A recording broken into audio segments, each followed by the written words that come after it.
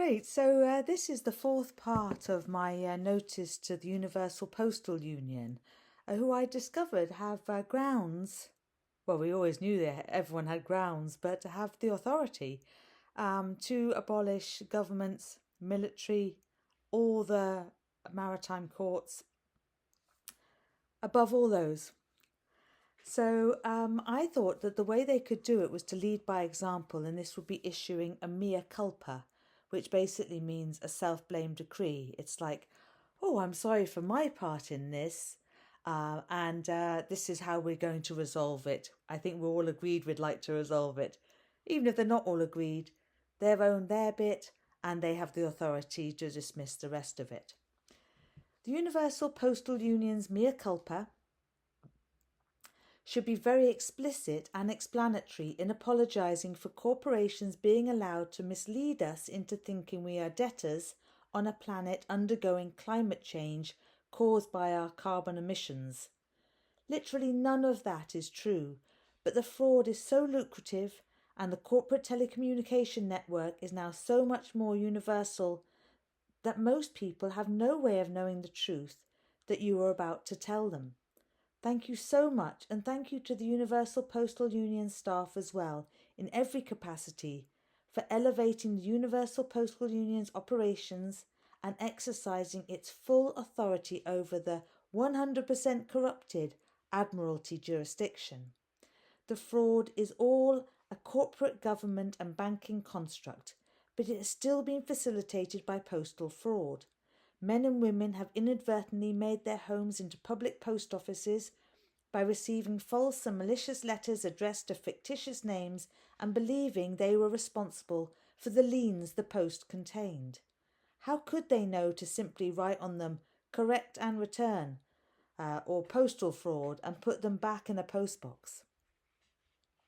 You, Masahiko, and others at the Universal Postal Union must know that postal services routinely deliver letters that corporate institutions have fraudulently addressed to the fictitious corporate entities which living men and women have been assigned. Furthermore, the Universal Postal Union must know that the wrongly addressed envelopes routinely contain fraudulent accusation and demands for payment. In addition, the Universal Postal Union must know that corporations cannot contract with living men and women, and therefore corporations are using the postal service to deliberately legitimise their fraudulent exploitation and claims. The Universal Postal Union must realise that we think we are the fictional character addressed because the post office keeps delivering them to our door.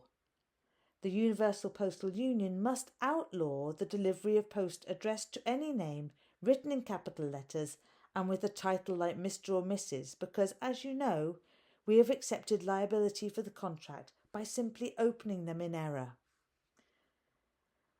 Postal fraud has been facilitating fraud in such a way that if I tried it even once, by post or online, I would be tracked down and in serious trouble with the police.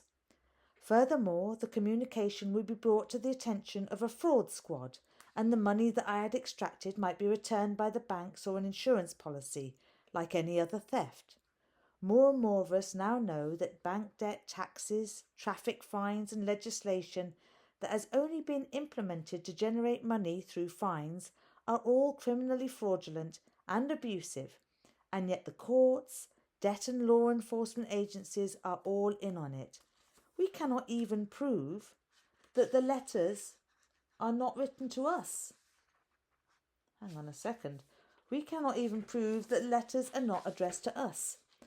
The UPU could sort this out in a heartbeat. Many companies use private carriers and delivery services as a firewall to secure their employees from any outside threats and to avoid liability. Living men and women specifically use the Universal Postal Service to record their important documents, copyright and standing. We do this so that in times like this, when we've been offered no remedy, we can refer matters to you, Masahiko, at the Universal Postal Union. I have followed due process to the best of my abilities. You will notice that on my documents I have put the postage stamps on the final position on the page, which is the bottom right-hand corner of the reverse of the page, so no one could endorse anything after that. It meant that I get the last word on the matter. It also means a judge cannot turn over the important documents and say, yes, I have the documents, but I don't see anything. The front of the page represents the civil case, bottom right of that page signifies liability, and the reverse of the page represents the criminal case. Please consider for a moment how much clarity, research and conscious energy I have put into communicating this appeal, and over how many years. I am just one of billions of brilliant living beings honing their skills and reaching out to each other as I am reaching out to you today. Surely we are not going to let a few megalomaniacs and their evil servants continue when we have the superior jurisdiction, the greater numbers, and the Universal Postal Union as the overlord of all commerce, which has long been agreed by treaty. We have waited and worked long enough for peace and justice. I have put my UPU registered RL number across the top of the paperwork I am submitting as proof that I am a living soul and not a corporate fiction. I enclose a photocopy of my Declaration of Dominion and allodial rights to my property in case they might be of help in authoring similar documents that would return dominion and allodial rights to all men and women. I imagine this as a powerful goodwill gesture and apology within the mea culpa, where you place knowledge of our jurisdiction in the public domain. I have used gold pen for this number to represent my sovereignty, and then blue and purple ink for my great seal. The Universal Union, Postal Union, thankfully, is in both a financial and regulatory position to facilitate the return of our wealth as the rightful beneficiaries.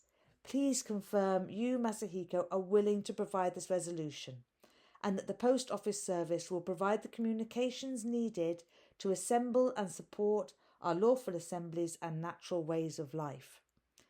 I ask you to confirm that from this day on, we the people will not need to prove in court one at a time that we are alive. I, Francis, have had to make a huge and extended effort to avoid the pitfalls of entering contracts or giving permission by mistake. I try not to use words from Roman civil procedure that hand over my body, mind or soul to a commercial enterprise or the Vatican. I'm going to continue to give it my best effort here, but as a result of this appeal process, I would like you, Masahiko, on behalf of the Universal Postal Union, to make it clear in all post delivered that we are not persons until we've proved ourselves alive. We are instead all living men and women on the jurisdiction of the land and soil. It's a given.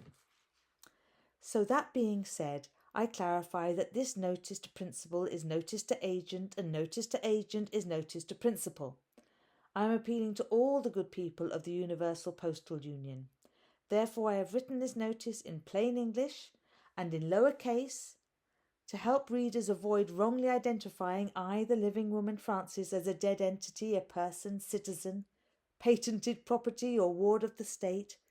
Capital letters and many words we use originate in Roman civil procedure or American Sign Language, which obscure the truth and lead men and women to keep accepting contracts and burdens without realizing it. And I am writing to you, the man Masahiko from the Matoki family, not the corporate entity Masahiko Matoki in capital letters or the Universal Postal Union. I am also glad to take this opportunity to make it clear that I am writing to you, the man Masahiko, sometimes acting as Director General of the Universal Postal Union and not a corporate entity. I am determined that neither of us should find ourselves unduly protected or unprotected by laws, diplomatic immunity or privileges. I also determine that the Universal Postal Union is the correct jurisdiction for this case, and that I am the postmaster in the contract I present. Human error versus technological error. I am accepting of any errors I make in writing to you. I ask that you are accepting too. By this I mean that I insist you do not seek a technicality on which to dismiss this case. Please do not use an inconsequential mistake or legal uncertainty to avoid settling this matter of jurisdiction once and for all, using the knowledge and power vested in you, Masahiko the man, in your leadership role for the Universal Postal Union. I believe I am especially justified in insisting that you accept any errors I make in this notice or made in the appeal and the number of unresolved postal matters such as public tenders, national objections and international crimes communicated by registered post in the past and annexed herein, because the Universal Postal Union have facilitated the extraction of wealth from us for decades, which you have to admit is a much graver error on your part than any of mine. My intention is to save the human race and our humanity at this crucial juncture from the insatiable billionaires still hungry for blood. For example, the men and women of Pfizer who sold millions of vials of genetically engineered products to governments and negotiated in return as guarantees their national bank reserves, military bases and national assets as guarantees for their payments. The technological error in relation to the post office, which is foremost in our minds at the moment, is Fujitsu and the Royal Mail, who with Horizon are still somehow being protected by the state. This is even though the technical failures, technical support team and absurd handling by the post office over 20 years brought about the ruin of the postmasters in Britain.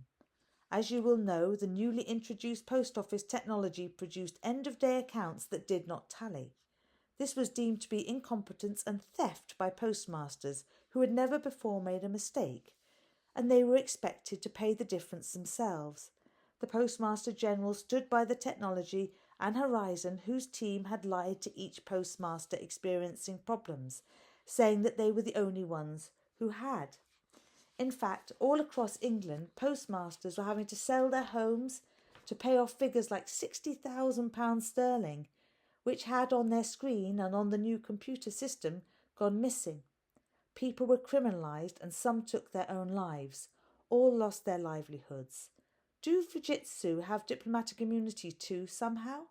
Why have they got another major contract to build a data centre that will overheat London? CERN have nearly 500,000 data centres around the world to process their pointless, dangerous and potentially cataclysmic experiments. You might not know that data centres require 500 million litres of rainfall a day, and that has been achieved through cloud seeding. How dare these military exercises take precedence over subsistence, survival, food growing and real life? One consequence is that there has been 18 months of consecutive rainfall in Britain and Ireland, which has leached nutrients from the soil and crops are failing. Farms are being allowed to fail as data offers a $90 billion industry to these naturally cooler countries. I really do hope that you, the man Masahiko, will let this huge matter that is being resolved between the UPU and the people turn out to be a triumph of human perception and clarity over artificial intelligence and commercial savvy extreme greed.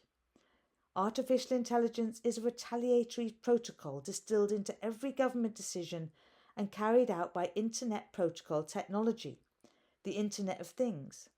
There is no place or purpose for it in civil society, and we do not consent to it in the communications and logistics of the Universal Postal Service. That digital infrastructure has to come down before too much damage is done to our children, who are 10 times more affected by Wi-Fi radiation than adults. Please publicly notify banks, military and governments by post of our superior jurisdiction as men and women. This will correct our status and we won't need to deal with one offence at a time with limited success. I know it's a lot to ask, but can I request next day delivery? Like the rest of the human race, you and I have been routinely impersonated and had our assets illegally confiscated through tax and other alleged debt, largely facilitated by postal fraud. I demand that this is stopped today. As you know, the truth is to the contrary. We the people occupy the highest jurisdiction on earth above all governments, corporations and courts.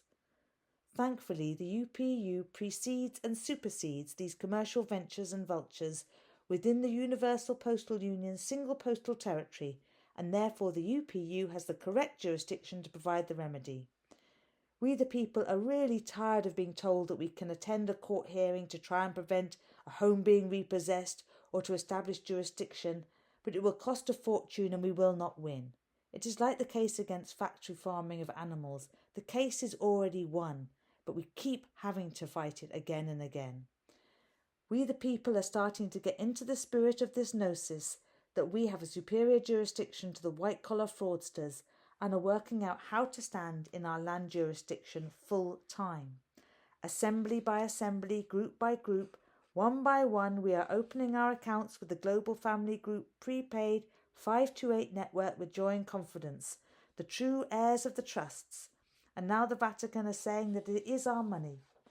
They are our assets. It is our credit. We know that now, and we are not going to be deluded into thinking that any of it belongs to a bank or the government or some other corporation.